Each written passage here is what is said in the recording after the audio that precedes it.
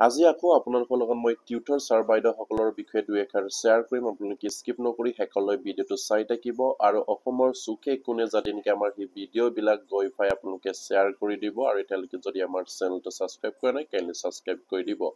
নিশ্চয় আপোনালোকে জ্ঞাত যে টিউটৰ বোলা শব্দটো ক'ৰ পৰা সৃষ্টি কৰিলে অসম চৰকাৰে 2021 চনৰ 5 ফেব্ৰুৱাৰী তাৰিখে অসম চৰকাৰে প্ৰাদেশিকৰণৰ নামত বছৰ ধৰি শিক্ষকতা কৰি অহা যিসকল ভেঞ্চাৰ শিক্ষা অনুষ্ঠানত জড়িত শিক্ষক কৰ্মচাৰীসকলৰ প্ৰাদেশিকৰণৰ নামত অসম চৰকাৰে যিখিনি হেঠালি কেলি তেখেতসকলে 2014 আৰু 18 চনত প্ৰাদেশিকৰণ আইন এখন বনাই তেখেতসকলক প্ৰাদেশিকৰণৰ নামত টিউটৰ সজালে।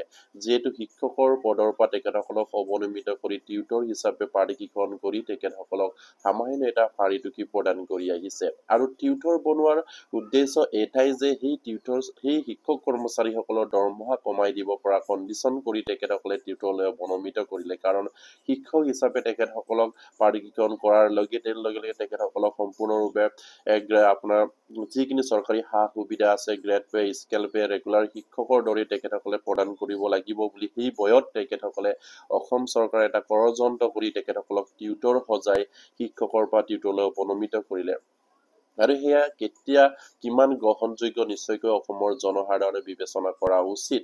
যিহেতু অসম চৰকাৰে সেইসকল শিক্ষক কৰ্মচাৰীসকলক বছৰ ধৰি বিনা বেতনে শিক্ষকতা কৰি অহা টকা তেখেতসকলে দেখি পোৱা নাছিলে নেকি? তেখেতসকলে গম পোৱা নাছিলে নেকি? সেই শিক্ষক কৰ্মচাৰীসকলৰ কেৱল আপোনাৰ যিখিনি জীৱনৰ আধা বয়স সেই ভেঞ্চাৰ শিক্ষা অনুষ্ঠানত জড়িত হৈ থাকি তেখেতসকলৰ সেই জীৱন পাৰ হ'ল। কিন্তু তেখেতসকলক যিখিনি আপোনাৰ কম সময় আছে সেই কম সময়ত যিমানবিলাক তেখেতসকলক মৰ্যাদা প্ৰদান কৰিব লাগিছিলে আপোনাৰ সম্পূৰ্ণৰূপে শিক্ষক হিচাপে প্ৰাদেশিকৰণ কৰিব লাগিছিলে সেয়া নকৰি তেখেতসকলক টিউটৰ হিচাপে প্ৰাদেশিকৰণ কৰিলে। সেয়া কেতিয়াও গ্ৰহণযোগ্য নহয় আৰু টিউটৰ ছাৰ বাইদেউসকলে সেইটো কেতিয়াও তেখেতসকলে গ্ৰহণ কৰিব বিচৰা নাছিলে। যিদিনা এপইণ্টমেণ্ট দিওঁতে স্বয়ং মাননীয় বৰ্তমানৰ মুখ্যমন্ত্ৰী তেতিয়া শিক্ষামন্ত্ৰী হৈ থাকোঁতে তেখেতে কৈছিলে আপোনালোকে হয়তো আজি এই টিউটৰ হিচাপে প্ৰাদেশিকৰণ কৰিছে আপোনালোকে দুখ লাগিব, কিন্তু হয়তো আপোনালোকে এদিন বা এসপ্তাহ চাকৰি কৰিলেও আপোনালোকক গ্ৰেজুৱেট হিচাপে 10 লাখ টকা প্ৰদান কৰা হ'ব আৰু আপোনালোকক টিউটৰ পৰা টিচাৰ অতি সোনকালে আপগ্ৰেড কৰা এটা এপ মুকলি কৰা হ'ব। তাত আপোনালোকৰ ডকুমেণ্ট পাতি আপলোড কৰিলে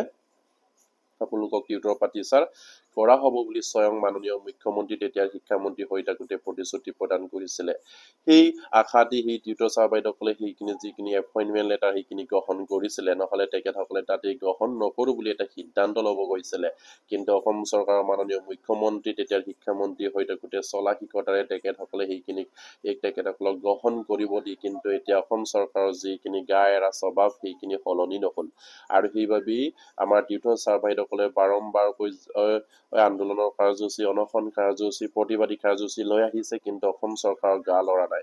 গণতান্ত্ৰিক দেশত যি চৰকাৰে হওক নালাগে যদি জনসাধাৰণে যদি আন্দোলন কৰে, জনসাধাৰণে যদি তেখেতসকলৰ সমস্যাৰ প্ৰতি অসম চৰকাৰ বা কোনো এটা চৰকাৰক যদি দৃষ্টিগোচৰ কৰিব বিচাৰে তেনেহ'লে সেই চৰকাৰে এই দৃষ্টিগোচৰ কৰি সেই আন্দোলন কৰা সকলে সেই প্ৰতিবাদী কৰা সকলৰ কি সমস্যা আছে সেইখিনি বুজ লৈ তেখেতসকলৰ সমস্যাখিনি সমাধান কৰাৰ চেষ্টা কৰে আৰু সম্পূৰ্ণৰূপে সমাধান কৰে। কিন্তু অসমৰ গণতান্ত্ৰিক দেশত এয়া আমি দেখিবলৈ পোৱা নাই।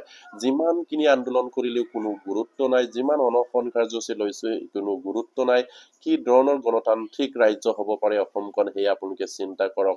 কাৰণ গণতান্ত্ৰিক ৰাজ্য হিচাপে যিসকল জনসাধাৰণ বা যিসকল বিভাগৰ যিসকল ডিপাৰ্টমেণ্টৰ যিকোনো সমস্যাক যদি অসম চৰকাৰে যদি সমাধান কৰি নিদিয়ে তেনেহ'লে তেখেতসকলে দৃষ্টিগোচৰ কৰিবৰ কাৰণে অসম চৰকাৰৰ বা সেই গণতান্ত্ৰিক ৰাজ্য চৰকাৰখনক দৃষ্টিগোচৰ কৰাবৰ কাৰণে তেখেতসকলে আন্দোলনী প্ৰতিবাদী লৈ বা অনশন কাৰ্যসূচীৰ দৰে তেখেতসকলে সিদ্ধান্ত লয়। সেইবিলাক কৰিলে নিশ্চয়কৈ চৰকাৰৰ দৃষ্টিগোচৰ হয় আৰু গণতান্ত্ৰিক দেশত সেইখিনি দৃষ্টিগোচৰ হয়। কিন্তু অসমত এতিয়া গণতান্ত্ৰিক ৰাজ্য যেন হোৱা নাই।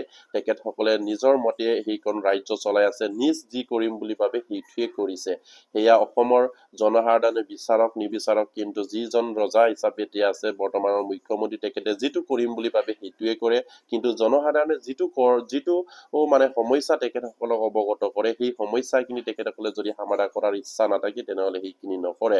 ঠিক তেনেকেই টিউটৰ শিক্ষকসকলৰ মাজত হৈ আছে। কাৰণ টিউটৰ ছাৰ বাইদেউসকলে বাৰম্বাৰকৈ প্ৰতিবাদী কাৰ্যসূচী হাতত লৈছে, বাৰম্বাৰকৈ অনশনৰ দৰে কাৰ্যসূচী লৈছে, কিন্তু অসমৰ মাননীয় মুখ্যমন্ত্ৰীয়ে যেন সেই টিউটৰ ছাৰ বাইদেউসকলক সাক্ষাৎ দিবলৈ সময় নহল আজি 5 বছৰ গ'ল 5 বছৰ উখলিব হৈছে কেৱল 2 মাহ আছে সেই 2 মাহ যিখিনি তেখেতসকলে তাৰ আগত আন্দোলন কৰিলে প্ৰতিবাদী কৰিলে মাননীয় মুখ্যমন্ত্ৰীক লগ কৰিবৰ কাৰণে অফিচিয়েলি যোগাযোগ কৰিলে কোনো এটা ৰিপ্লাই তেখেতৰ অফিচিয়েলি বা কাৰ্যালয়ৰ পৰা নাহিল বা তেখেতসকলৰ সন্তাক কেন্দ্ৰীয় কমিটিৰ যিখিনি টিউটৰ সন্তা আছে তেখেতসকলক লগ কৰাৰ কোনো এখন এপইন্টমেন্ট আজিলৈকে দিব নোৱাৰিলে মাননীয় মুখ্যমন্ত্ৰী গৰাকীয়ে আৰু বাৰম্বাৰকৈ শিক্ষামন্ত্ৰীক কিন্তু লগ কৰিছে বাৰম্বাৰকৈ শিক্ষামন্ত্ৰীয়ে প্ৰতিশ্ৰুতি প্ৰদান কৰিছে কিন্তু সেইজন শিক্ষামন্ত্ৰীয়ে কিন্তু কামত মন্ত্ৰী হিচাপে আছে নামত মন্ত্ৰী হিচাপে আছে কিন্তু কামত নাই এয়া আমাৰ টিউটৰ ছাৰ বাইদেউসকলৰ বৰ্তমান অনুমান কৰিবলৈ বাধ্য হৈছে কাৰণ তেখেতসকলৰ লগত আজি 5 বছৰ ধৰি তেখেতসকলৰ লগত কেৱল আলোচনাতেই মিলিত হৈ আছে আলোচনাৰ ওপৰত আলোচনাৰ প্ৰতিশ্ৰুতিৰ ওপৰত প্ৰতিশ্ৰুতি সিদ্ধান্তৰ ওপৰত সিদ্ধান্ত কোনো এটা কাম নহয় কাৰণ মাননীয় শিক্ষামন্ত্ৰী গৰাকীয়ে নিজাববীয়াকৈ কোনো এটা সিদ্ধান্ত তেখেতসকলে লৈ আমাৰ টিউটৰ ছাৰ বাইদেউসকলৰ সমস্যাখিনি সমাধান কৰিব নোৱাৰে তেখেতসকল কেৱল নামত শিক্ষামন্ত্ৰী কিন্তু কামৰ শিক্ষামন্ত্ৰী নহয় সেয়া আমি অনুমান কৰিবলৈ এতিয়া বাধ্য হৈছো আৰু নিশ্চয়কৈ আপোনালোকে জ্ঞাত যে সেই শিক্ষামন্ত্ৰী গৰাকীয়ে আপোনাৰ 15 অক্টোবৰ তাৰিখে আমাৰ যিসকল টিউটৰ ছাৰ বাইদেউ কেন্দ্ৰীয় কমিটি আছিলে তেখেতসকলক মাতি নি যিটো আলোচনা কৰিলে যিটো তেখেতসকলে আকৌ নতুনকৈ এটা প্ৰতিশ্ৰুতি দিছে সেই প্ৰতিশ্ৰুতিটো কেতিয়াও গ্ৰহণযোগ্য নহয় আপোনালোকে হয়তো গম পাইছে আমাৰ টিউটৰ ছাৰ বাইদেউসকলে কাৰণ 6% দৰমহা বৃদ্ধিৰ কথা তেখেতসকলে প্ৰতিশ্ৰুতি প্ৰদান কৰিছে আৰু সামান্য এটা ফাৰিটুকিৰ ওপৰত যদি 6% বৃদ্ধি হয় কিমান বৃদ্ধি হ'ব এয়া আপুনি নিজে চিন্তা কৰক আৰু এই বৃদ্ধি হোৱাৰ পৰা আমাৰ টিউটৰ ছাৰ বাইদেউসকলৰ কি লাভ হ'ব আমাৰ সমস্যাৰ আৰু কি সমাধান হ'ব পাৰে কি তেখেতসকলৰ বিবেক নাই তেখেতসকলৰ হৃদয় নাই যে সেই সামান্য এটা পাৰ্চেন্ট বৃদ্ধি কৰিলে যেন টিউটৰ ছাৰ বাইদেউসকলে মানি ল'ব কেতিয়াও মানি নলয় সেয়া মাননীয় শিক্ষামন্ত্ৰী গৰাকীয়ে কেতিয়াও আপুনি ভুল নুবুজিব কাৰণ আপুনি যিটো আমাক দিছে যিটো পাৰ্চেন্ট বৃদ্ধি কৰিম বুলি কৈছে সেইটো আমি কেতিয়াও গ্ৰহণ কৰিব নোৱাৰো হয়তো আপোনালোকে সেই পাৰ্চেন্ট যদি আমি টিউটৰ ছাৰ বাইদেউসকলে গ্ৰহণ কৰিলেহেঁতেন যদি আমাৰ যিখিনি এমাউন্ট যিখিনি সামান্য এটা ফাৰিটুকি পায় সেই ফাৰিটুকিটো যদি আপোনালোকে 30-40 হাজাৰলৈকে বা 30-35 হাজাৰলৈকে যদি বৃদ্ধি কৰি সেই পাৰ্চেন্ট যদি লগাই দিলে তেনেহলে নিশ্চয়কৈ আমাৰ সেই টিউটৰ ছাৰ বাইদেউসকলে গ্ৰহণ কৰিলেহেঁতেন কিন্তু সামান্য ফাৰিটুকিৰ ওপৰত কেৱল 6% বৃদ্ধি কৰিছে আপোনালোকে যিখিনি এমাউন্ট আছে যিখিনি ফাৰিটুকি যিখিনি দৰমহা হিচাপে পায় সেইখিনি বৃদ্ধি নকৰাকৈ 6% তাৰ ওপৰত বৃদ্ধি কৰিলে কিমান দৰমহা বৃদ্ধি হ'ব এই আপুনি নিজে বিবেচনা কৰক যদি আপোনাৰ হৃদয় আছে যদি আপোনাৰ মন মগজু আছে যদি টিউটৰ ছাৰ বাইদেউসকলৰ প্ৰতি সহানুভূতি আছে তেনেহলে আপুনি এবাৰ বুজিবলৈ চেষ্টা কৰক আপুনি নিজৰ সমষ্টিৰ নিজৰ গড়ৰ ভিতৰত আপুনি কৈছিলে টিউটৰ ছাৰ বাইদেউসকলৰ সমস্যাখিনি যিমান পাৰে সমাধান কৰা হ'ব চৰকাৰী সকলো সা সুবিধা দিব পৰা কণ্ডিশ্যন এটা কৰি দিম আপোনালোকৰ দৰমহাটো বৃদ্ধি কৰা হ'ব হয়তো 25ৰ ওপৰলৈ যাব বা 30ৰ ওপৰলৈ যাব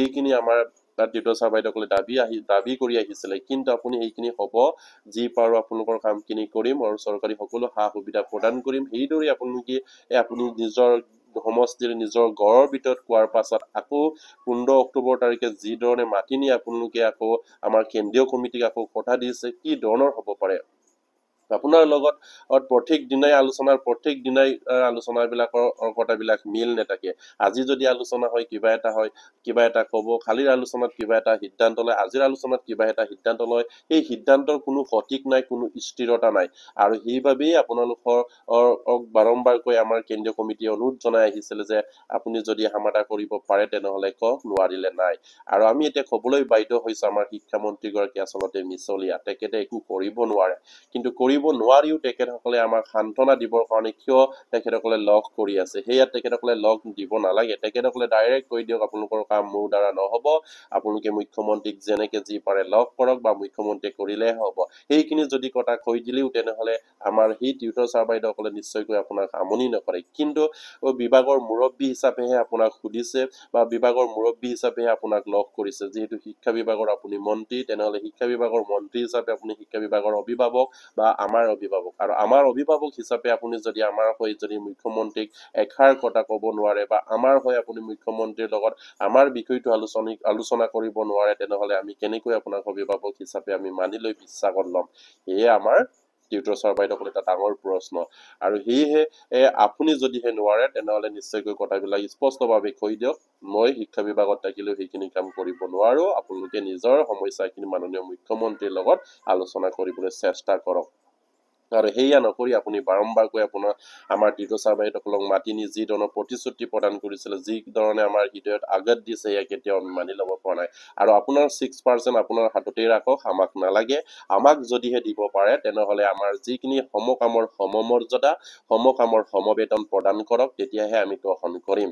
আৰু যদিহে আপোনালোকে আমাৰ কোৱালিফাইড হোৱা নাই বুলি যদি ভাবে তেনেহ'লে আমাৰ সেই টিউটৰ ছাৰ বাইদেউসকলৰ কাৰণে অসম টেট পাতক, বিশেষ টেট পাতক, তেতিয়া নিশ্চয়কৈ আমাৰ টিউটৰ ছাৰ বাইদেউসকলে কোৱালিফাইড হ'বলৈ সক্ষম হ'ব। কিন্তু নিযুক্তিৰ সময়ৰ পৰা আজিলৈকে আপোনালোকে কোনো এখন টেট অসম চৰকাৰ পাতিব নোৱাৰিলে, বা সেই টিউটৰ ছাৰ বাইদেউসকলৰ উদ্ধাৰকে কোনো এটা বিশেষ টেট আপোনালোকে পাতিব নোৱাৰিলে। কেৱল মুখৰ আগত কয়, কথাৰ আগত কয় আপোনালোকে টেট লাগিব, সেইটো কাৰণে আপগ্ৰেড কৰা নাই।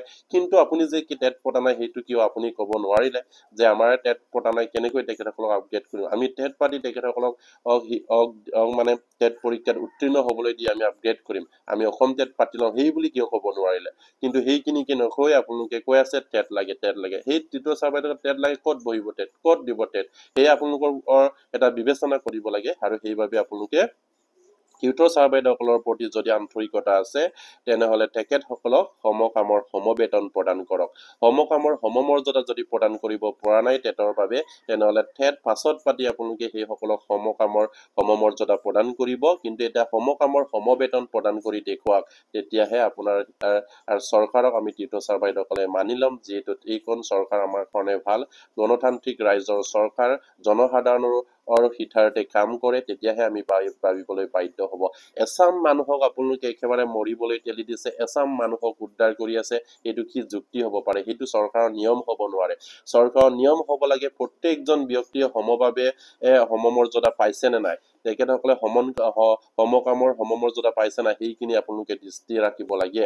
কাৰণ একেখন বিদ্যালয়ত একেখন শিক্ষক হিচাপে কৰ্মৰত, কিন্তু তেখেতসকলৰ নাম সলনি কৰি তেখেতসকলক দৰমহাৰ তাৰতম্য সৃষ্টি কৰি কিন্তু কামৰ কোনো পাৰ্থক্য নাই, কিন্তু নামৰ পাৰ্থক্য আৰু দৰমহাৰ পাৰ্থক্য। সেই কি ধৰণৰ আপোনালোকে কৰ্মচাৰী নিযুক্তি প্ৰদান কৰিছে, সেইখিনি নিযুক্তি মেলা পাতি দি নিযুক্তি নকৰাই ভাল আছিলে। কিন্তু তেখেতসকলক আশা যিখিনি তেখেতসকলৰ আশাত চেঁচা পানী ঢালি দিছে, ঠিক তেনেকৈ হয়তো আপোনালোকৰো সময় আহি যাইছে। আৰু সেই সময়খিনিত নিশ্চয়কৈ অন্য ডেকাজনে চাই আছে, আপোনালোকেও ইয়াৰ নিশ্চয় আপোনাৰ প্ৰত্যুত্তৰ পাবলৈ সক্ষম হ'ব। কিন্তু টিউটৰ ছাৰ বাইদেউসকলে বহুত আশাৰে আপোনাক লগ কৰিবলৈ যায়। আপুনি মাতিছে বুলি খুব আশাৰে তেখেতসকলে গৈছে, যেতিয়া শিক্ষামন্ত্ৰী মাতিছে আমাক কিবা এটা ভাল খবৰ দিব, নিশ্চয়কৈ তেখেতসকলে আমাক উদ্ধাৰ হকে কিবা এটা কাম কৰিছে আৰু সেইবাবে আমাক মাতিছে। কিন্তু আপুনি মাতি নি যি ধৰণে আমাৰ টিউটৰ ছাৰ বাইদেউসকলক লাজ দিছে, সেয়া আমি এতিয়া ভাবিবলৈ বাধ্য হৈছোঁ। আপোনাৰ লগত আলোচনা কৰাতকৈ নকৰাই ভাল, আপোনাক লগ কৰাতকৈ নকৰাই ভাল। আপোনাৰ লগত যদি আলোচনা আছে বুলি যদি কেন্দ্ৰীয় কমিটিয়ে কয়, তেনেহ'লে আমি নিজে লাজ পাইছোঁ এতিয়াৰ পৰা। কাৰণ সেই ধৰণৰ আলোচনা আমাক কেতিয়াও নিবিচাৰোঁ। আমি বিচাৰোঁ আপোনালোকে আমাক উদ্ধাৰ হকে কিবা কৰিছে নেকি, সেইটোৱে আমি বিচাৰিছোঁ। যদি আমাক টিউটৰ পৰা টিচাৰ আপগ্ৰেড কৰিব পৰা কি যুক্তিত কৰিব নোৱাৰে, আপোনালোকে সেই আইনখন সলনি কৰক। 2014 চনৰ যিখিনি প্ৰাধিকৰণ আইন, এইখিনি সংশোধনী কৰক। সংশোধনীলৈ আনি সেইসকল মানুহক আপোনাৰ এক্সপেৰিয়েঞ্চৰ ভিত্তিত তেখেতসকলে আজি 5 বছৰ টিউটৰ হিচাপে কাম কৰাৰ ভিত্তিত তেখেতসকলক টিউটৰৰ পৰা টিচাৰ আপগ্ৰেড কৰক। কি আপোনালোকে প্ৰচেছ কৰিব নোৱাৰে? নিশ্চয় পাৰে, কিন্তু আপোনালোকৰ কেৱল অজুহাত, কাম কৰিবলৈ ইচ্ছা নাই। কাৰণ সেইসকল মানুহক সেইদৰে আপোনালোকে তিলকৈ মৃত্যুমুখলৈ ঠেলি দিছে। কাৰণ তেখেতসকলৰ অৱসৰ সময় সমাগত, তেখেতসকলৰ অৱসৰৰ পাছত না পেঞ্চন আছে, না গ্ৰেজুৱেটি আছে, সামান্য এটা পাৰি টুকি লৈ তেখেতসকলে জীৱন কটাবলগীয়া হৈছে।